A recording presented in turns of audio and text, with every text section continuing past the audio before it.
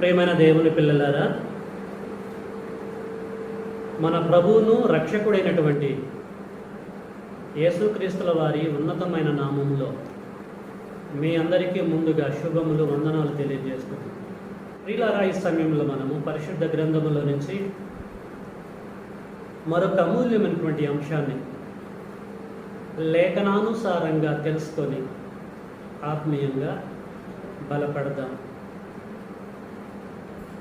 మనము తెలుసుకునేటువంటి అంశము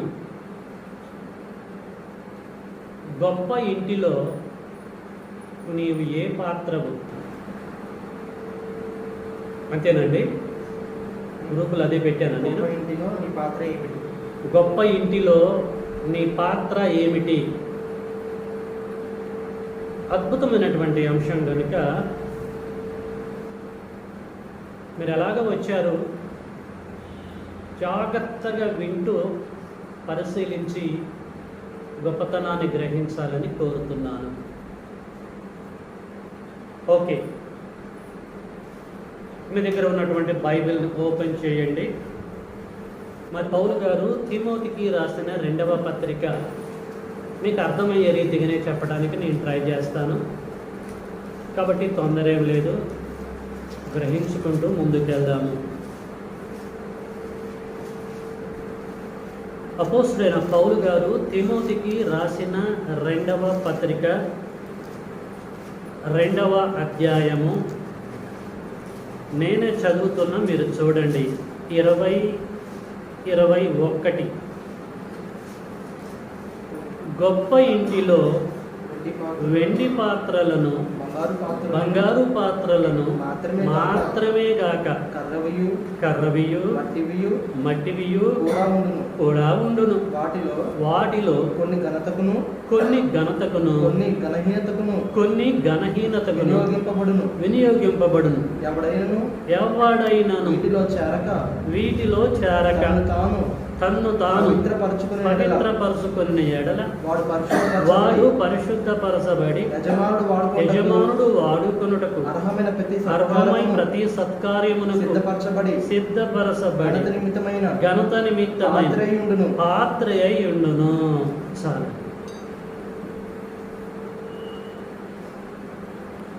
ప్రేమన దేవుని పిల్లలారా, సందర్భానికి అనుకూలమైనటువంటి లేఖన భాగాలు చదువుకున్నాం.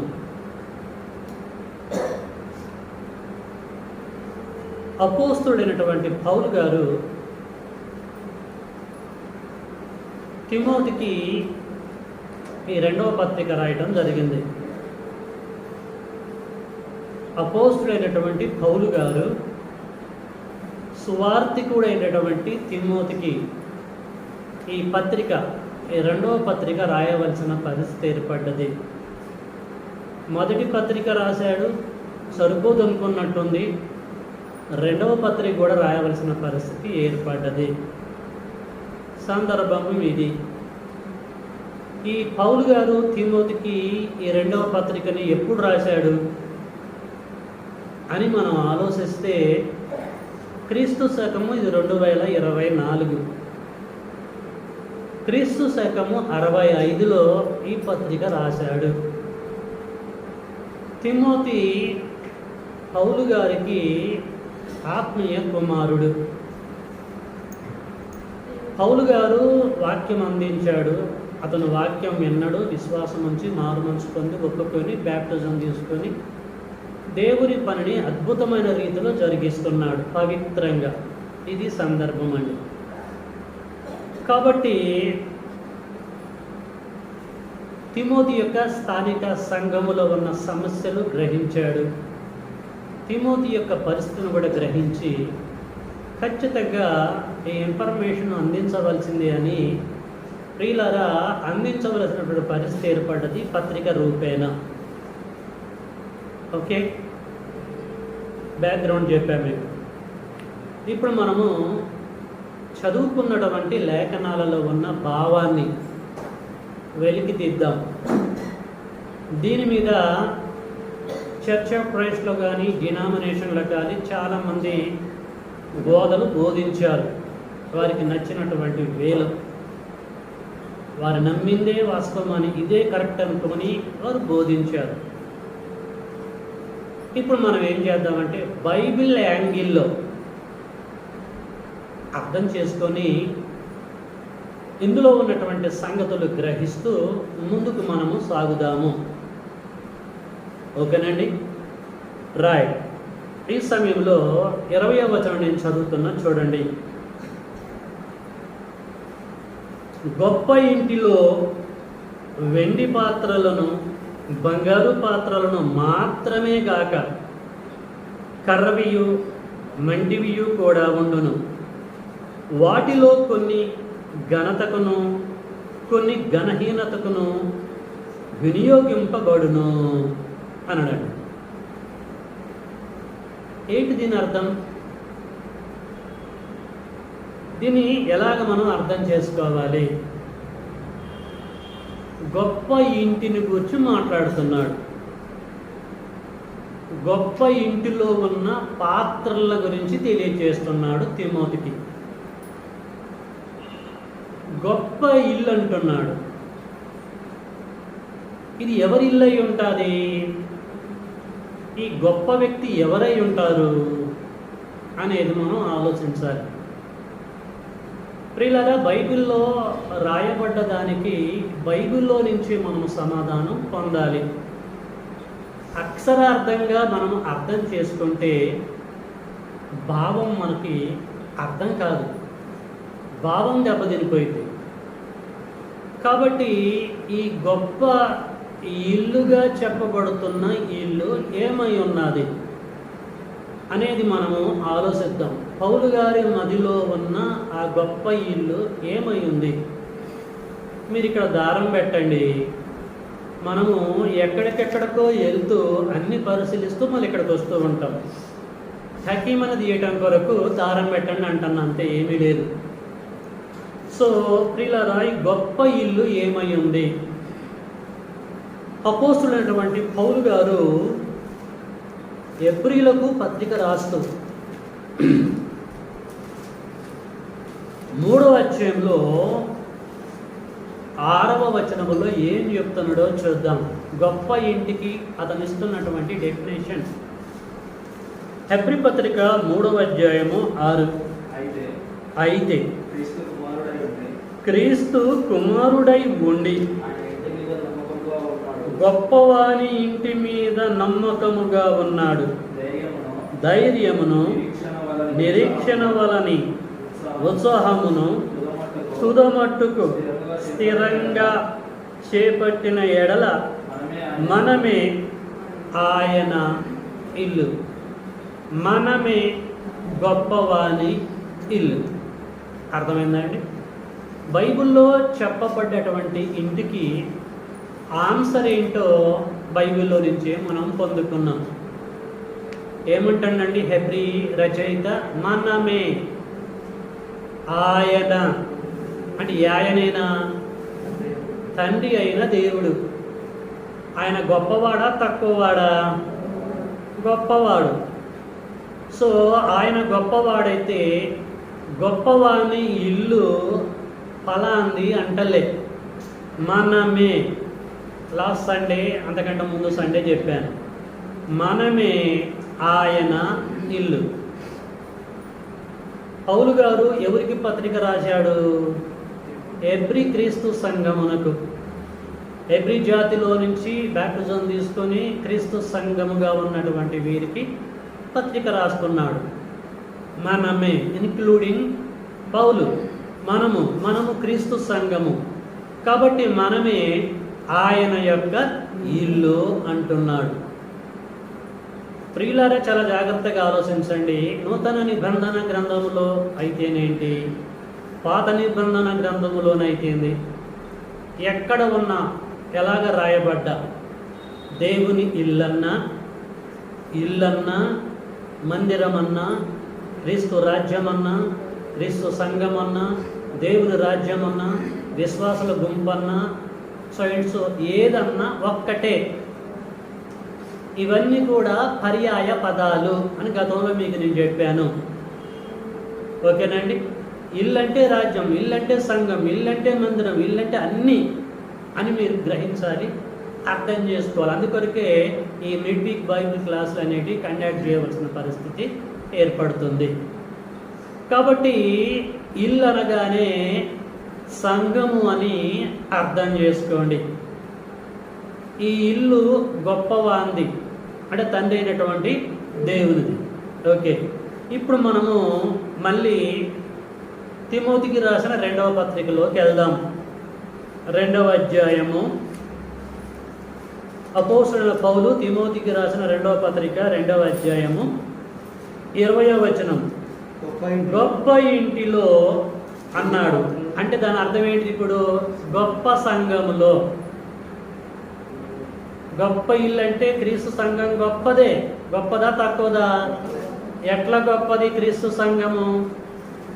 యెషయా గ్రంథము 2వ అధ్యాయంలో మనము గతంలో చెప్పుకున్నాం. మందిరాన్ని గురించి దేవుడు యెషయా ప్రవక్త ద్వారా ఏం చెప్పిండండి? అంత్య దినములలో యెహోవా మందిర పర్వత శిఖరమున స్థిరపరచబడి అది కొండల కంటే ఎత్తుగా గొప్పగా ఎంచబడును అని చెప్పేసి అంటాడు. దేవుని ఇల్లు చాలా గొప్పదట. అర్థమవుతుందండి? ఆకాశము నా సింహాసనము, భూమి నా పాదపీఠం.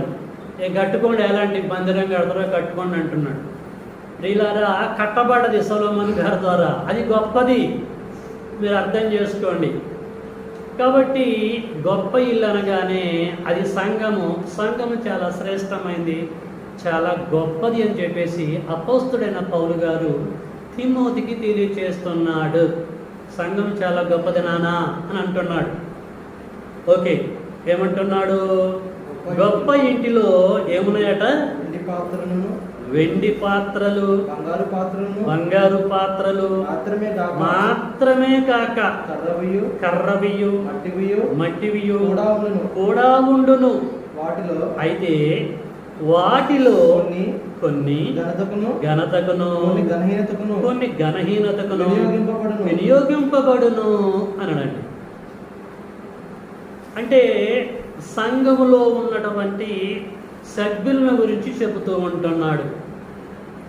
ప్రియమైన దేవుని బిడ్డలారా, దేవుని ఇల్లుగా పిలువబడుతున్న సంఘము ఖమ్మం టౌన్లోనే లేదు, ప్రపంచమందంతటా క్రీస్తు సంఘము వ్యాపింపజేయబడ్డది.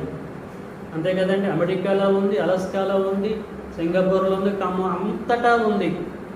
దేవుని ఇల్లు ఖమ్మంలోనే లేదు, క్రీస్తు సంఘం ఖమ్మంలో ఉంది, ప్రపంచమందంతటా వ్యాపించి ఉంది. ఓకేనా?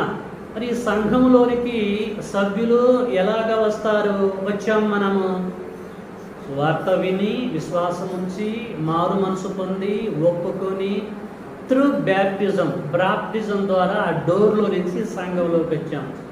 అంటే దేవుని ఇంటిలోకి మనం వచ్చామా వస్తామా? వచ్చాం. వచ్చి చాలా కాలం అవుతుంది. దేవుని ఇంటిలో ఉన్నాం, గొప్పవాని ఇంటిలో మనం ఉన్నాం. ఓకేనా? క్లియర్ అయిపోయింది. గొప్పవాని ఇంటిలో మనమే కాదు, ప్రపంచములో ఉన్న ప్రతి క్రైస్తవుడు గొప్పవాని ఇంటిలో ఉన్నారు. అయితే గొప్పవాని ఇంటిలో ఉన్నటువంటి మనం ఎలాగ ఉన్నమాట? ఏ పాత్రలతో పోల్చబడ్డమాట? కొందరు ఏంటంటే బంగారపు పాత్రలుగా, కొందరు వెండి పాత్రలుగా, కొందరు కర్ర పాత్రలుగా, కొంతమంది మట్టి పాత్రలుగా ఉన్నమాట. మన పాత్ర ఏంటి? సబ్జెక్ట్ ముందు అదేగా. గొప్పవాని ఇంటిలో నీ పాత్ర ఏంటి? వెండి పాత్రవా, బంగారు పాత్రవా, కర్ర, మట్టి? నీ పాత్ర ఏంటి?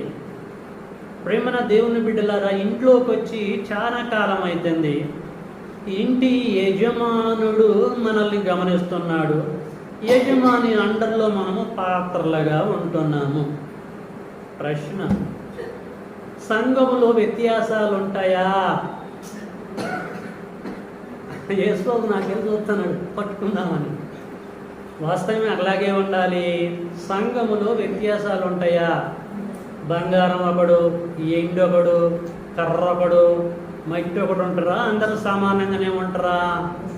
అందరు ఈక్వలే కదండి. పేదవాడు కానించి ఎవడొచ్చినా బయట నువ్వు ఎంతైనా నువ్వు తురుం కావచ్చు, కానీ సంఘంలోకి వచ్చిన తర్వాత all are equal in front of the God.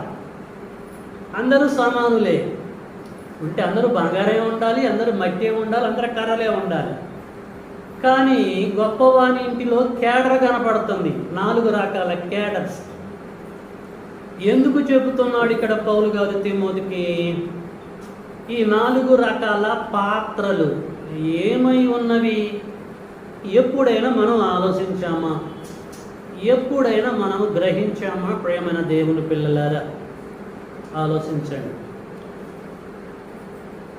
దేవుని ఇల్లన్నా, దేవుని సంఘం అన్నా, దేవుని రాజ్యం అన్నా ఒకటే అని చెప్పేసి అన్నా. మరి దేవుని రాజ్యంలో ఈ వ్యత్యాసాలు ఉండటానికి అవకాశాలు లేవు, అంటే సంఘములు. కానీ ఇక్కడ వ్యత్యాసంగా మాట్లాడుతున్నాడు. వ్యత్యాసాలు ఉండొచ్చా? అంటే చర్చి మెంబర్లలో ఈ వ్యత్యాసాలు అప్ అండ్ డౌన్స్ ఉండొచ్చా? ఉండొచ్చు. Very good. ఎట్లా ఉండొచ్చు అంటే, సంఘములో అందరూ పరిశుద్ధులుగానే ఉంటారా అండి? ఆలోచించండి. సంఘములో గురుగులు లేవా? గోధుమలు లేవా? మనుషుల్ని మర్డర్ చేసేటోళ్ళు లేరా?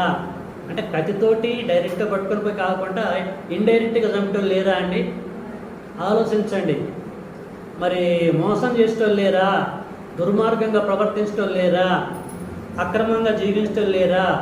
వడ్డీ వ్యాపారాలు చేసేటోళ్ళు లేరా? వీళ్ళందరూ దేవుని ఇంటిలోనే ఉన్నారు, సంఘంలోనే ఉన్నారు, రాజ్యంలోనే ఉన్నారు. ఇంకా చెప్తాను నేను, సంఘంలో పరిశుద్ధులు లేరా? జ్ఞానులు లేరా? పండితులు లేరా? సేమ్ టైంలో పాపం చేసేవాళ్ళు లేరా? ఉన్నారా లేరా? సంఘంలో ఉన్నారు. ఎందుకు ఉన్నారు? ప్రియమైన దేవుని పిల్లలారా, ఆలోచించాలి. కొరింథీ పత్రికలో ఒక విషయం చెప్తాను నేను. అపోస్తలుడైన పౌలు గారు కొరింథీయులకు పత్రిక రాస్తూ 2వ కొరింథీ 5వ అధ్యాయంలో సంఘానికి పత్రిక రాస్తూ, అంటే దేవుని యొక్క ఇంటికి పత్రిక రాస్తూ ఏం చెప్తున్నాడు అక్కడ అనేది మనం చూద్దాం. 1 కొరింథీ 5వ అధ్యాయము 1వ వచనం, మీలో జారత్వం ఉన్నదని వదంతి కలదు. మీలో అంటే సంఘములో, అంటే దేవుని ఇంటిలో ఉండొచ్చా? ఒక సహోదరి అన్నది రాజ్యాన్ని గురించి నేను ప్రసంగం చేస్తున్నప్పుడు, మరి దేవుడి రాజ్యం వస్తే ఇవన్నీ ఉంటాయా బెదరో? మర్డర్లు చేయటాలు, నాశనం చేయటాలు ఇవన్నీ ఉంటాయా? ఉండకూడదే దేవుడి రాజ్యంలో అని అన్నది. తెలియదు పాపం, మనం చేసేది ఏం లేదు. దేవుడి రాజ్యంలో ఉండాలి, సంఘంలో ఉంటాయి, దేవుని ఇంటిలో ఉంటాయి అని దేవుడు ఎప్పుడో చెప్పాడు. మీలో జారత్వం ఉన్నదని వదంతి మీన్ పుకార్లు. మీలో జారత్వం ఉన్నదని వదంతి కలదు. మీలో ఒకడు తన తండ్రి భార్యను ఉంచుకోవచ్చు. అట్లా దేవుని ఇంటిలో వండుకుంటూ వాడు ఉంచుకోవచ్చా అండి? ఆలోచించండి. మీలో జారత్వం ఉన్నదని వదంతి కలదు. మీలో ఒకడు తన తండ్రి భార్యను ఉంచుకున్నాడట. నాకు కూడా తెలవదు, నేను విన్నా. అట్టి జారత్వము అన్యజనుల్లోనైనానో జరగదు. ఇట్లుండి మీరు ఉప్పొంగుచున్నారే కానీ మీరెంత మాత్రము దుఃఖపడి ఇలాంటి కార్యము చేసిన వానిని మీలో నుండి వెలివేసినటువంటి వారు. అంటే దీన్ని బట్టి మనం ఏం అర్థం చేసుకోవాలి? దేవుని ఇంటిలో కూడా పరిశుద్ధులు ఉంటారు, పాపులు ఉంటారు, దుర్మార్గులు ఉంటారు, దుష్టులు ఉంటారు. ఎన్ని రకాల క్యాడర్స్ ఉంటుందో ప్రియులారా మీరు అర్థం చేసుకోవాలి. అర్థం కావటం కొరకు నేను చెప్తున్నాను, ఓకేనండి? ఆ విషయం పౌలు గారికి తెలుసు. సంఘం అనేది అందరూ పవిత్రంగా ఉన్నామో, మా అంత పవిత్రులు లేరు అనడానికి లేదు ఛాన్స్. అప్ అండ్ డౌన్స్ అనేవి ఖచ్చితంగా ప్రతి సంఘంలో ఉంటాయి. సో ఈ అప్ అండ్ డౌన్ దృష్టిలో పెట్టుకొని చెప్పుతున్నటువంటి సందర్భమే ఇది. ఏమన్నాడు?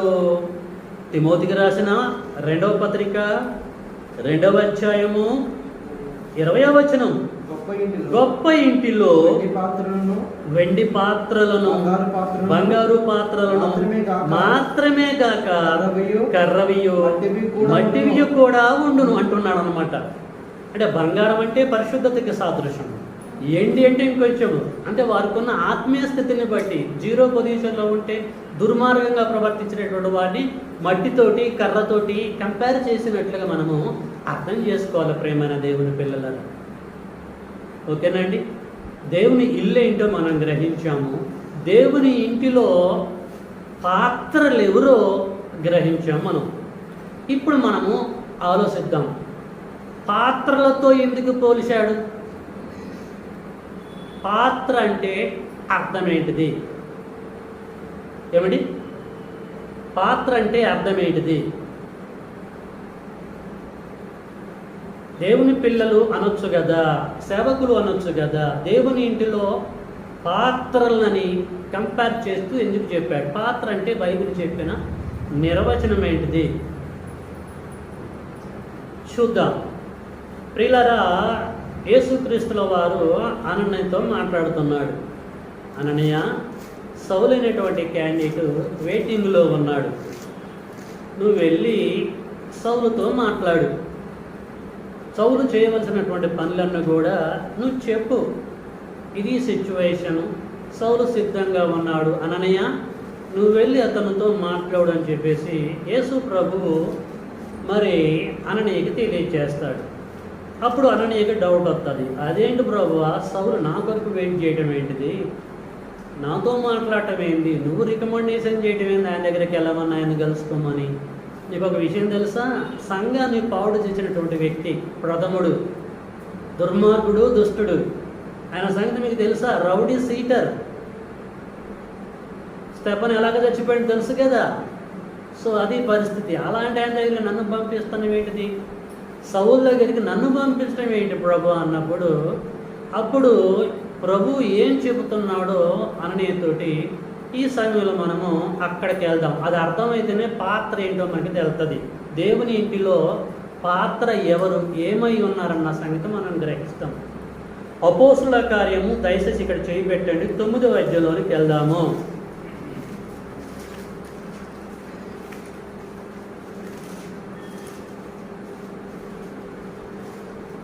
అపోస్తుల కార్యము 9వ అధ్యాయము 15వ వచనం.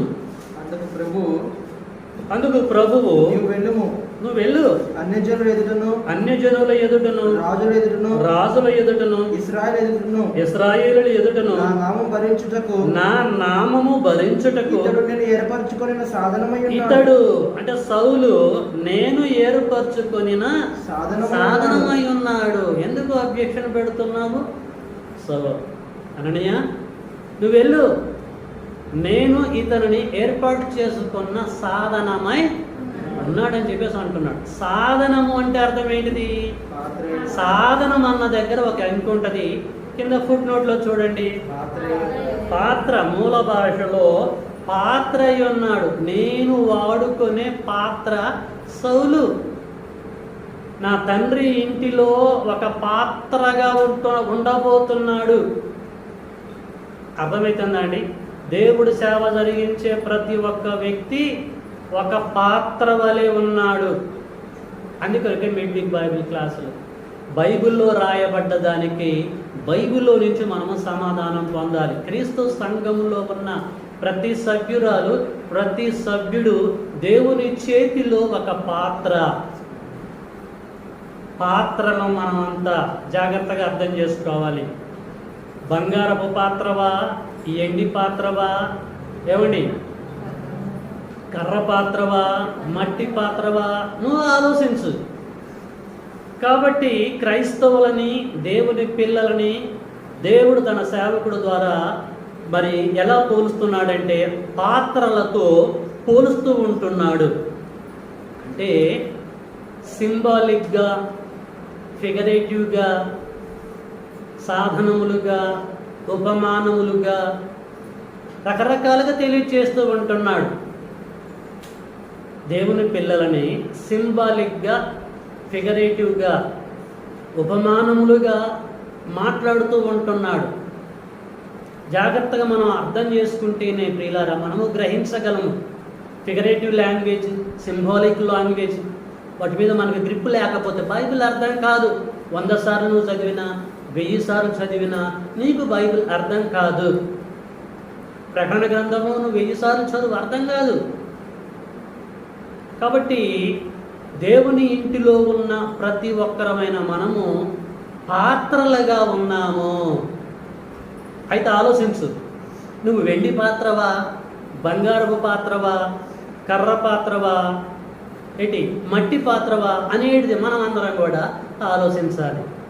కాబట్టి పౌలు అంటున్నాడు, ఇందులో కొన్ని ఘనమైనటువంటి వాటిగా ఉన్నవి, అంతే కదండి. ఏమంటున్నాడు? మళ్ళీ అక్కడికి వెళ్దాం. అపోస్తలుడైన పౌలు తిమోతికి రాసిన 2వ పత్రిక 2వ అధ్యాయము 20 కొన్ని ఘనతకును గొప్ప ఇంటిలో వెండి పాత్రలను బంగారు పాత్రలు మాత్రమే గాక కర్రవియు మట్టివియు కూడా ఉండును. వాటిలో కొన్ని ఘనతకును నువ్వు ఎంత పవిత్రంగా ఉంటావో ఉన్నంత వరకు నువ్వు ఘనతగానే ఉంటావు. కొన్ని ఘనతకును కొన్ని ఘనహీనతకును వినియోగింపబడును.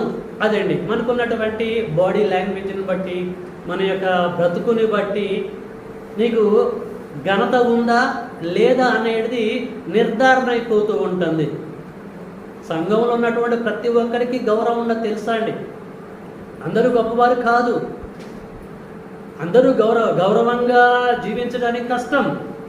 ఎంత మంచిగా మనం ఉన్నా కూడా మన మీద ఏదో రకంగా మాట్లాడేటువంటి వారు ఉంటూ ఉంటారు. 4 రకాలైనటువంటి క్యాడరు దేవుని ఇంటిలో సంఘంలో ఉంటుంది ప్రియులారా. ఇది సిచ్యువేషన్ మన బ్రతుకుతున్న జీవన శైలిని బట్టి. అయితే ఇక్కడ పౌలు తిమోతికి ఏమంటున్నాడంటే ప్రియులారా, ఒక అద్భుతమైనటువంటి సంగతి 21లో చెప్తున్నాడు. చూడండి ఏమంటండి 21, ఎవడైనను వీటిలో చేరక, నోట్ దిస్ పాయింట్, ఎవడైనను ఎనీబడి దేవుని ఇంటిలో ఉన్నటువంటి వాడు ఈ 4 రకాల క్యాడర్లో చేరక, ఈ 4 రకాల పాత్రల్లో చేరక అన్నడా, చేరొచ్చు అన్నడా? చేరక అంటే ఏంటిది? ఆల్రెడీ ఆ వారు మనమందరంగా సందులో ఉన్నాం కదా. ఎవడైనను వీటిలో చేరక, ఏటిలో పైన మనం చదువుకొని కిందికి వచ్చాం. ఎవడైనను వీటిలో చేరక అంటే వెండి పాత్రలో కానీ, బంగారు పాత్రలో కానీ, కర్ర పాత్రలో కానీ, మట్టి వాటిలో కానీ చేరక వాడు ఏం చేయాలి? తనను తాను పవిత్రపరుచుకోవాలి. వాట్ ఏ వండర్ఫుల్ కన్క్లూషన్ అండి. ఈ 4 క్యాడర్లో వారు చేరకుండా తనను తాను ఎవడికి వాడే, ఎవడి రక్షణను వాడే కొనసాగించుకోవాలి. సంఘంలో ఉన్న, దేవుని ఇంటిలో ఉన్న ఒకరి గురించి మనం ఆలోచించాల్సిన అవసరం లేదు. నీ ఆత్మీయ స్థితి ఎలాగుందనేది first you have to think about yourself. No need to think, no need to worry others. అర్థమవుతుందా అండి? అదే చెప్తున్నాడు, నా కుమారుడా తిమోతి, నువ్వు వారిలో చేరక, ఉన్నా కూడా నువ్వు చేరక ఏం చేయాలి? తనను తాను పవిత్రపరుచుకొనిన ఎడల, వాడు పరిశుద్ధపరచబడి, పవిత్రపరుచుకుంటే ఏమైంది? వాడు పరిశుద్ధపరచబడతాడుగా. తనను తాను పవిత్రపరుచుకునే ఎడల వాడు పవిత్రపరచబడి యజమానుడు వాడుకొనుటకు అర్హమై ప్రతి సత్కార్యమునకు సిద్ధపరచబడి ఘనత నిమిత్తమై పాత్ర అయ్యుండును. అదే అసలు ఈ 4 పాత్రలకు నీకు సంబంధం లేకుండా నీకు నువ్వే ఇండివిజువల్గా ఉండు. నిన్ను నువ్వే కాపాడుకోవడానికి, నిన్ను నువ్వే పవిత్రపరచుకోవడానికి ఆలోచించు. నిన్ను నువ్వే పవిత్రపరచుకోవడానికి ఆలోచిస్తూ నీ జీవిత కాలంలో నువ్వు బ్రతుకుతున్నావనుకో, నీ యొక్క ఆత్మీయ స్థితిని బట్టి తండ్రి అయినటువంటి దేవుడు నిజంగా నువ్వు అర్హుడైనటువంటి పాత్రడిగా ఆయన గ్రహించి ఆయన చేతిలో అద్భుతమైన పాత్రగా నిన్ను వాడుకుంటాడు. నా కుమారుడా తిమోతి, చూసారండి అంత అద్భుతంగా చెప్తున్నాడు. నువ్వు వాటిలో చేరక, సూపర్ అండి. నిన్ను నువ్వే పవిత్రపరచుకోవాలి. నీ గురించి నువ్వే ఆలోచించుకో. తప్పు చేయటానికి అవకాశం ఉన్నా తప్పు చేయకుండా ఉండి కాపాడుకో. అప్పుడు టైం వచ్చినప్పుడు ఏ టైంలో నిన్ను ఎలాగ వాడుకోవాలో నేను వాడుకుంటాగా. ప్రేమైన దేవుని పిల్లలారా, చాలా జాగ్రత్తగా ఆలోచించండి. దేవుడి చేతిలో వాడబడే అర్హమైన పాత్రగా మనము ఉండాలి. చాలామంది ఏమనుకుంటారంటే, దేవుడు నన్ను వాడుకోవటం లేదు, నేను అద్భుతంగా ఉన్నా, ఒక బంగారం వలె ఉన్నా, ఒక వెండిగా ఉన్నా, ఒక కర్రగా ఉన్నా, ఏంటండి ఒక మట్టిగా ఉన్నా, ఎందుకు నన్ను వాడుకోవటం లేదు, ఎందుకు వాడుకోవట్లేదని నువ్వు నేను కదా అనేది. ఆయన ఆలోచించాలి. అర్హమైన పాత్రలమా మనం కాదా అనేది కూడా మనం ఆలోచించాలి కదా. బైబిల్ని చదువుతున్నాం, చదవబడ్డది మనం గ్రహించాలా వద్దా?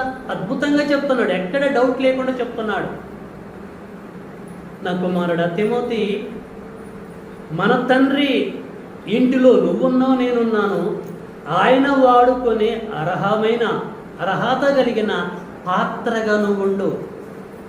వాటిలో చేరక, మిగతా పాత్రలలో నువ్వు చేరక, నీకంటూ ఒక స్పెషాలిటీ ఉండాలి. నువ్వు కరెక్ట్గా ఉంటే నేను నిన్ను వాడుకుంటా. కాబట్టి బీ కేర్ఫుల్ అని చెప్పేసి అంటూ ఉంటున్నాడు ప్రియమైన దేవుని పిల్లలారా. కాబట్టి దేవుని ఇంటిలో ఉంటున్నటువంటి మనం, పాత్రలుగా ఉంటున్నటువంటి మనము దేవుడు వాడుకునే అర్హమైన పాత్రగా ఉన్నామా ఈరోజు అర్థం చేసుకోవాలి. దేవుడు వాడుకునే పాత్రగా మనం ఉండాలంటే అర్హత మనకు ఉండాలి. మనల్ని మనం పవిత్రపరచుకోవాలి, అంతే కదని చెప్పాడు.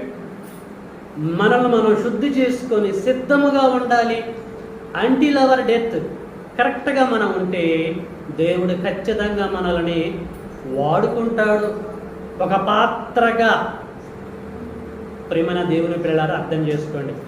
అంతేగాని మనకు నచ్చినట్టుగా మనం అనుకున్న విధంగా దేవుడు మనల్ని వాడుకోడండి.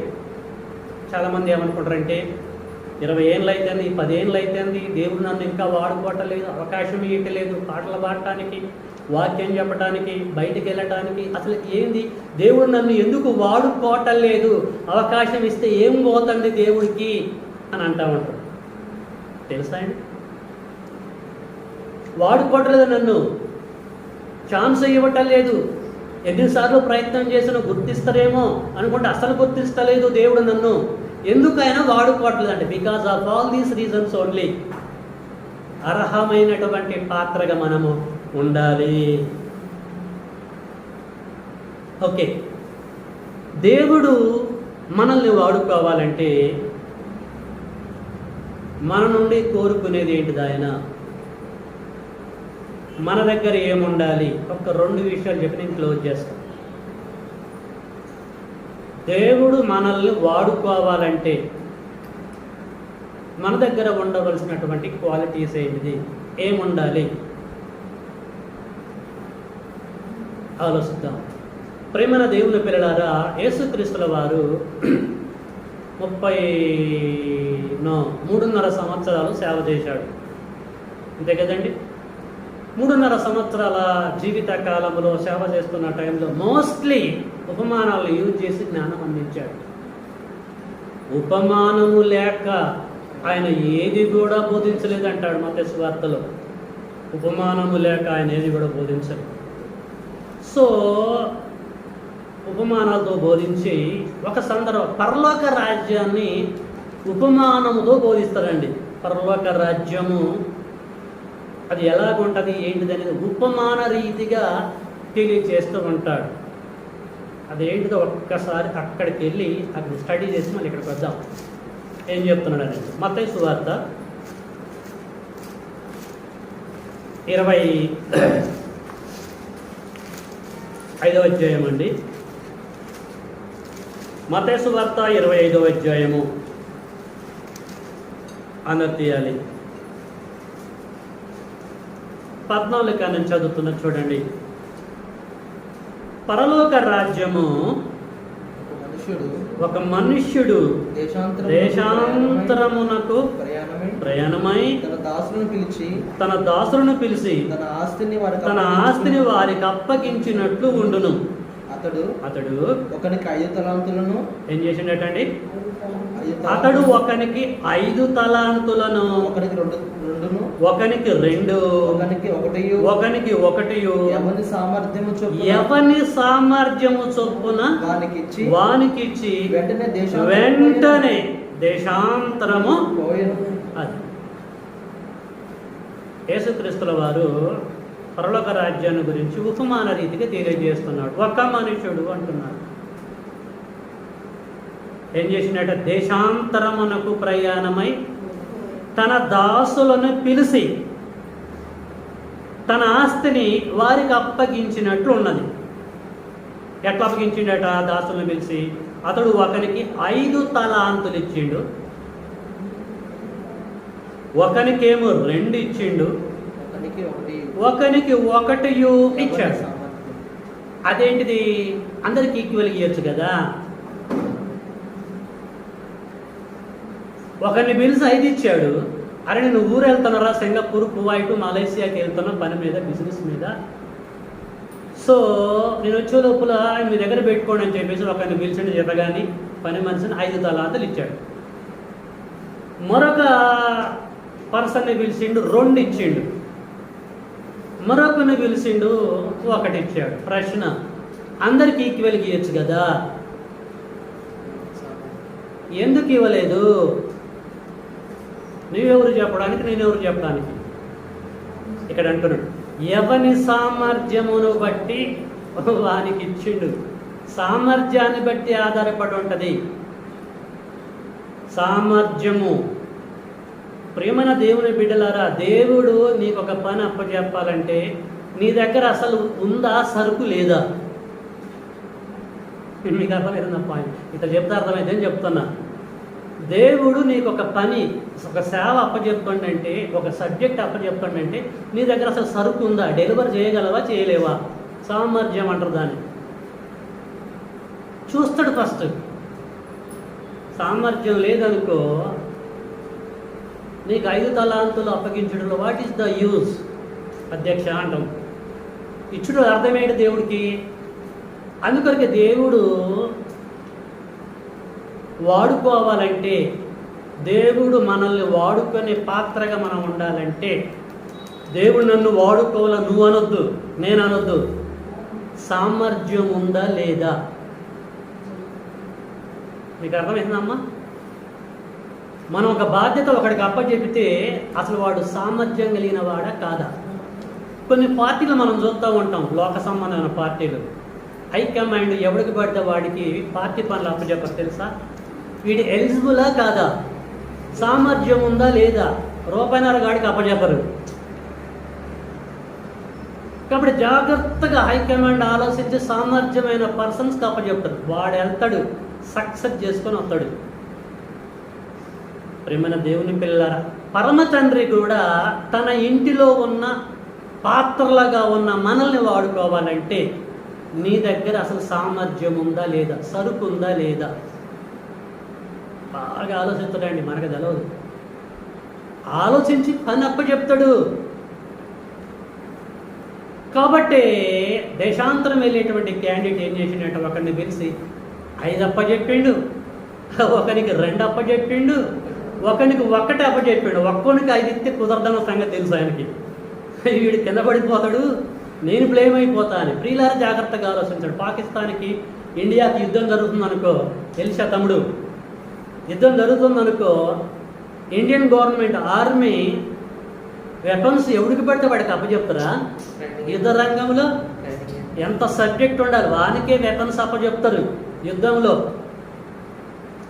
పనికి మాలోనికి ఒక వెపన్ అప్పచెప్పిండు అనుకో, వాడు కథమవుతాడు, వాడి వెనకాల ఉన్న సైన్యం కూడా కథమైపోయింది. కాబట్టి బాగా ఆలోచించి వీడైతే ఎలిజిబుల్ పర్సన్ చెప్పేసి వానికి లేజర్ బాంబ్స్, హైడ్రోజన్ బాంబ్స్, ఇంకా రకరకాల బాంబ్స్ అన్ని కూడా అప్పచెప్తారండి. నీకే ఇంత టెక్నాలజీ ఉంటే మరి ఆయన ఇంటిలో మనం పాత్రలుగా ఉన్నప్పుడు ఆయన పని చేయాలంటే ఎవరికి పడితే వాళ్ళకి అప్పచెప్తారా?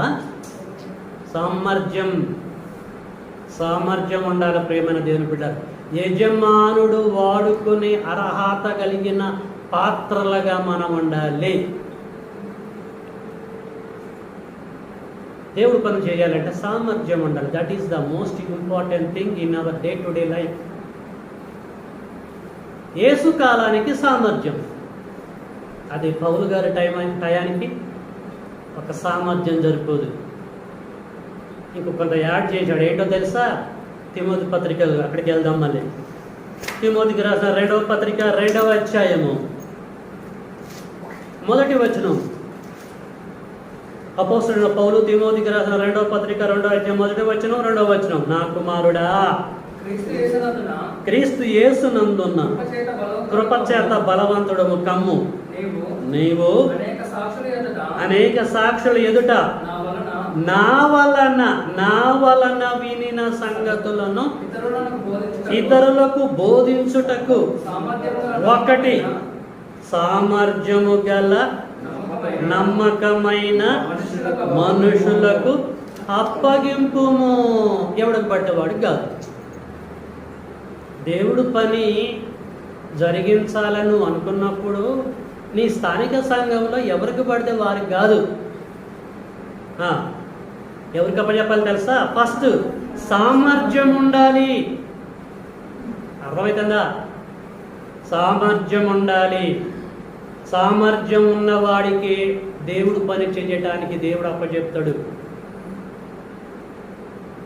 చాలామంది ఏమంటారంటే, ఏమండి మాకు సామర్థ్యం లేదా? దేవుడు సేవ చేయడానికి సామర్థ్యం మాకు లేదా? ఎందుకు మీరు మాకు అప్పచెప్పటలేదు? సామర్థ్యం లేదా? సామర్థ్యం ఉంది. లోక సంబంధమైన ఉన్నతమైన స్థితి అంతా ఉంది. బోధించే సామర్థ్యం కూడా ఉంది. సామర్థ్యం ఉండంగానే సరిపోదు. సామర్థ్యానికి తోడుగా నమ్మకం ఉండాలి. సామర్థ్యం ప్లస్ నమ్మకం రెండు ఉంటేనే అప్పచెప్పాలి. నమ్మకం ఉన్నా సామర్థ్యం లేకపోయినా అప్పచెప్పొద్దు.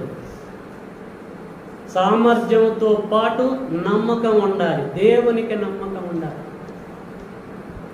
నమ్మకం సామర్థ్యం, నమ్మకం సామర్థ్యం, నమ్మకం సామర్థ్యం ఎవడి దగ్గర ఉంటుందో వాడు అర్హత కలిగిన పాత్రగా దేవుడు గ్రహించి దేవుడు వాడిని వాడుకుంటాడు.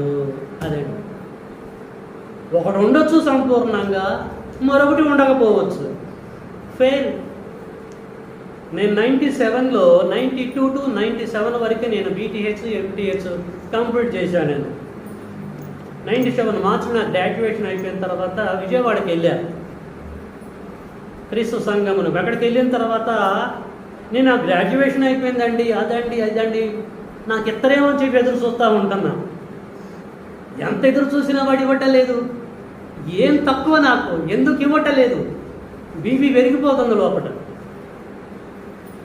ప్రేమన దేవుని పిల్లలారా, నాకు ఇవ్వలే. 2-3 వారాల పైన అసలు ఇవ్వలే. అడిగింది నేను మీడియేటర్ ద్వారా, ఎందుకు నాలో ఏం తక్కువ ఉంది? BTH అయిపోయింది, MTH అయిపోయింది, అంతా అయిపోయింది కదా, మరి నాకు ఇవ్వచ్చు కదా. నవ్వి అంత ఓకే, సామర్థ్యం ఉంది, కానీ మరి నువ్వు నమ్మకం ఉండాలి కదా బ్రదర్. నమ్మకం, నిన్ను నమ్మాలి. నమ్మకం లేదే. నువ్వంటే ఎవరికి నమ్మకం? ఇక్కడ సంఘంలో ఏ సేవకుడికి నమ్మకం? దేవుడికి నమ్మకం కాదు కదా. ఎలా? రెండు కలవాలి కదా. స్ట్రైక్ అయిపోయింది ప్రేమైన దేవుడి పిల్లలు.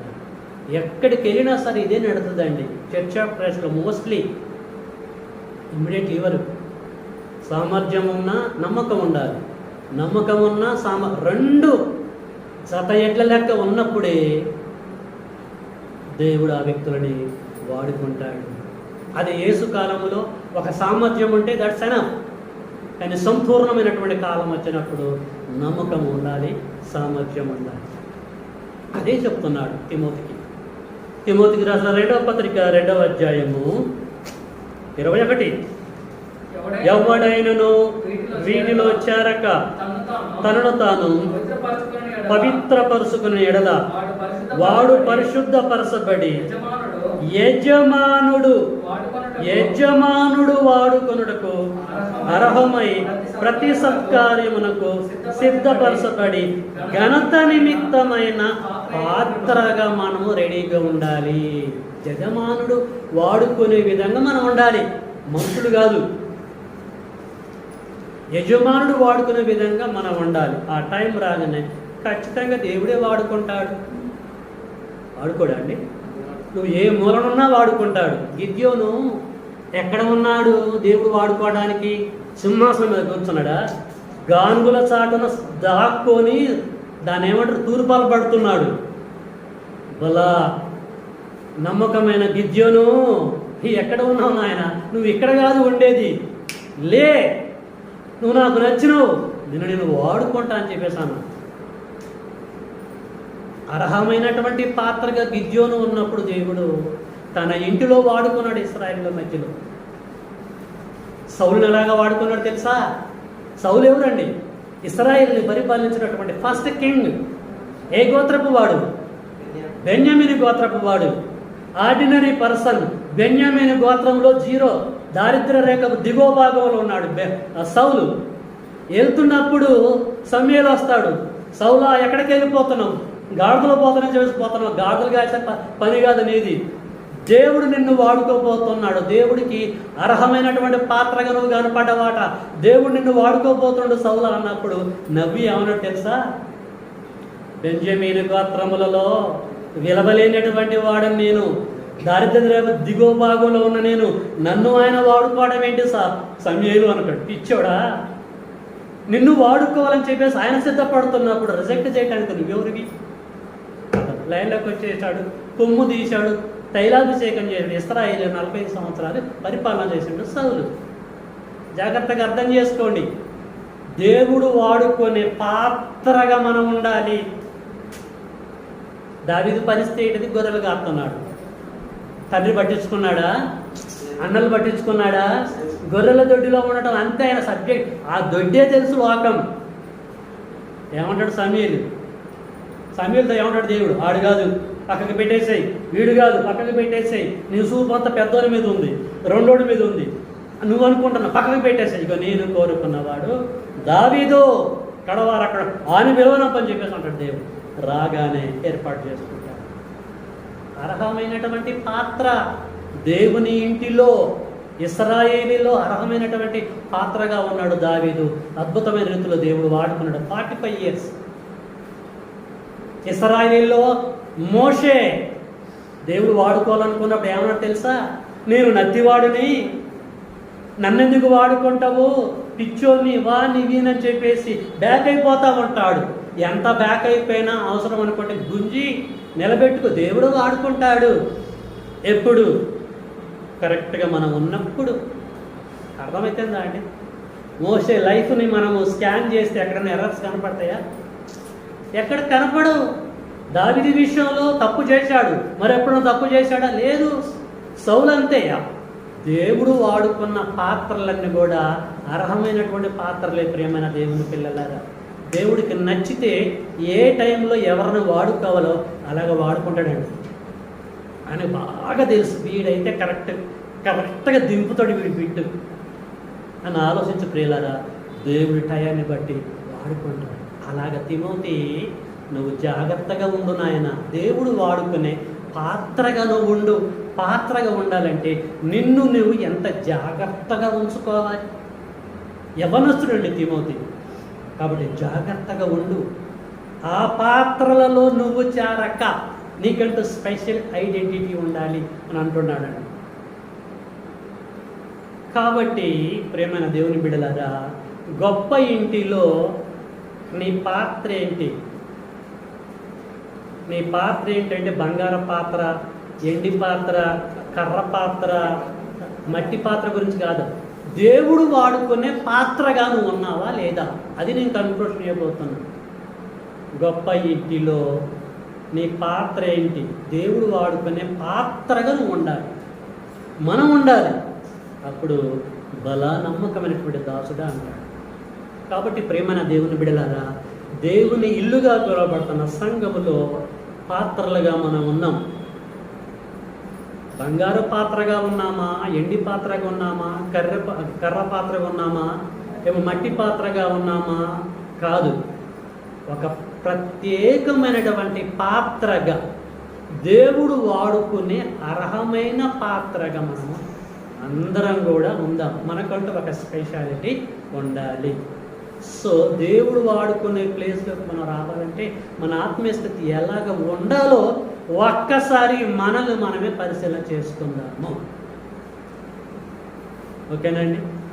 చక్కగా ఓపికతో మీరందరూ విన్నందుకు మిమ్మల్ని అందరూ కూడా అభినందిస్తూ ఇంతటితో ఈ సబ్జెక్ట్ నేను ముగిస్తున్నాను. May God bless you all. మీ అందరికీ వందనాలు.